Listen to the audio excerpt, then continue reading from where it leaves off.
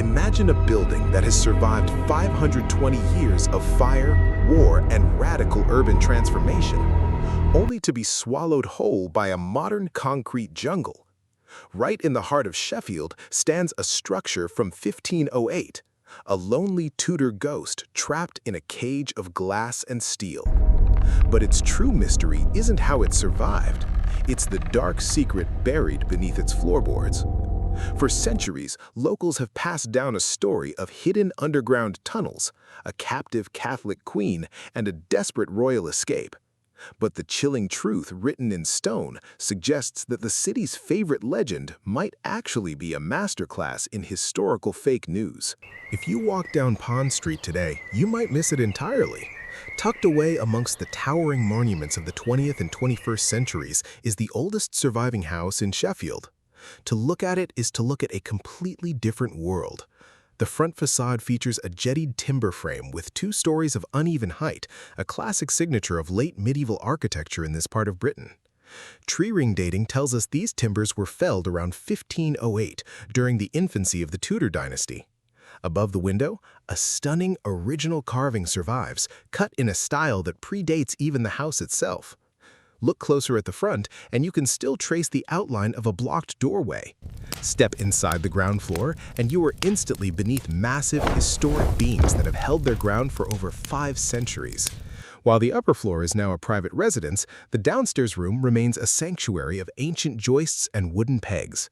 But the true heart of this room is a single, striking fireplace, believed to be part of the original 1508 structure. It is easy to picture generations of Tudor locals huddling around this very hearth to escape the brutal Yorkshire winters. It is a one-of-a-kind treasure, an ancient survivor stranded in a massive modern British city. But it is the modern world bruising against these ancient timbers that first sparks fierce controversy. Today, the building forms part of the old Queen's Head pub, but it has been structurally built upon twice. In 1840, a 3-story pub known as the Queen's Head was constructed right next to it, serving the waves of workers who turned 19th century Sheffield into the steel capital of the world. Around 1860, the pub expanded directly into the Tudor house. For some, the dramatic clash of eras is a beautiful testament to British longevity. To the left, 20th century concrete monoliths built for the Home Office and Royal Mail dominate the skyline.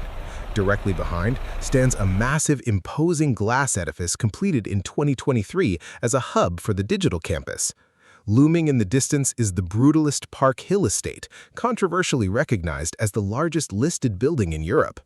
Yet while this chaotic blend of old and new works for some, a multi-million-pound development in the early 1990s pushed things entirely too far. The construction of the £27.5 million Sheffield interchange brought a massive 2-story brick extension designed to link the pub to the station. This heavy brick mass effectively suffocates the building, concealing its rare timber front from almost every angle. It is a visual tragedy for a historic gem, hiding the architecture and masking the secrets hidden within. To find the real clues to this building's identity and the controversy that surrounds it, you have to look at what's hidden inside. While the rear of the building was swallowed up by the 1840s extension, 3 bizarre, ancient carved heads remain visible indoors. They hold the key to the building's origins. The first head represents the famous Bess of Hardwick, the second wealthiest woman in Elizabethan England, who amassed a staggering fortune through a series of 4 highly strategic marriages. The second head depicts one of those husbands, George Talbot, the 6th Earl of Shrewsbury. Talbot was an immensely powerful Elizabethan magnate who owned a vast empire of estates across Middle England. Just 500 meters from where the pub stands today, the ruins of his greatest stronghold, Sheffield Castle, are currently being excavated. In the Tudor era, this castle was bordered by one of the largest medieval deer parks in the country. This very building sat right on the northwestern edge of that park, which explains why the nearby 20th century concrete flats are named Park Hill. In fact, the oldest written record of this structure dates back to 1582 under George Talbot's ownership, where it was called the Hall at the Ponds. It wasn't built as a regular home. It was a lavish banquet hall and a hunting or fishing lodge for the Earl. This explains the third mysterious carving inside, a figure dramatically exiting the mouth of a giant fish. But why is a hunting lodge at the center of a historical conspiracy? The answers are hidden in plain sight across Sheffield. The pub is named after a queen. Over at the Park Hill Flats, there is a seemingly random inscription dedicated to a Scottish monarch. And if you visit Sheffield Cathedral, you will find the definitive clue carved into George Talbot's grand tomb. A long Latin inscription reveals a heavy burden. To this illustrious earl, more safely to be guarded, she is entrusted in the year 1568. The she in question was none other than Mary, Queen of Scots, the deposed Catholic monarch, daughter of King James V, and the single greatest threat to Queen Elizabeth's English throne. Elizabeth, paralyzed by the fear of rebellion, placed Mary into the strict custody of George Talbot. This bittered rivalry is still immortalized on Sheffield City Hall, where the coats of arms of the two rival queens are permanently separated in the stone, divided right down the middle by the coat of arms of George Talbot. For over 15 years, Talbot moved Mary between his various estates, including Sheffield Castle. And this is where local folklore takes a dark, conspiratorial turn. For centuries, a legendary belief has persisted that a network of secret underground tunnels ran directly from the secure walls of Sheffield Castle straight into the cellar of this very building. Tunnels that a captive, desperate Mary Queen of Scots supposedly used to scuttle away under the noses of her guards. It is a thrilling tale of espionage and royal rebellion, but a journey down into the darkness reveals a much different reality. Down in the ancient cellar of the pub, a damp, atmospheric space clearly dating back centuries, the owners point out the alleged evidence.